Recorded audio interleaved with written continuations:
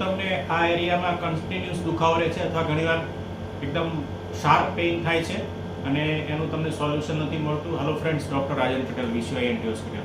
તો આ આટલા ભાગમાં પેઇન થવાના 2 થી 3 થી 4 રીઝન હોય છે. એક તો તમારે જો દાંતમાં સડો હોય, દાંતમાં પેઢામાં, તો પણ આ ભાગમાં પેઇન થાય. બીજું કે અહીંયા તમારા જડબાનો જોઈન્ટ આવે છે, ઉપરનું નીચેનું જડબું, જો એમાં ઇન્ફેક્શન અથવા સોજ હોય તો પણ આવું મોઢું ખોલો અથવા ફેસ હલાવો જ્યારે તમે ચાવતી વખતે તો પણ પેઇન થાય છે. ત્રીજું રીઝન છે કે ભાઈ અહીંયા અંદર ટોન્સિલ કાકડો આવે છે, બરાબર, એને એમાં ઇન્ફેક્શન રહેતું હોય તો આ ભાગમાં સતત ઝીણો આપણને દુખાવો રહે છે. અને ચોથું કારણ છે કે કોઈ પણ નસ અહીંથી આ ફેસમાંથી નીકળે છે જે ગળા સુધી જાય છે, એના મૂળમાં સોજો આવવાથી આટલા ભાગમાં પેઇન થાય છે. જો તમને ખબર ન પડતી હોય અથવા તમને પ્રોબ્લેમનું સોલ્યુશન ન મળ્યું તો એક વખત ENT સ્પેશિયાલિસ્ટને બતાવી પ્રોપર ચેકઅપ કરાવો.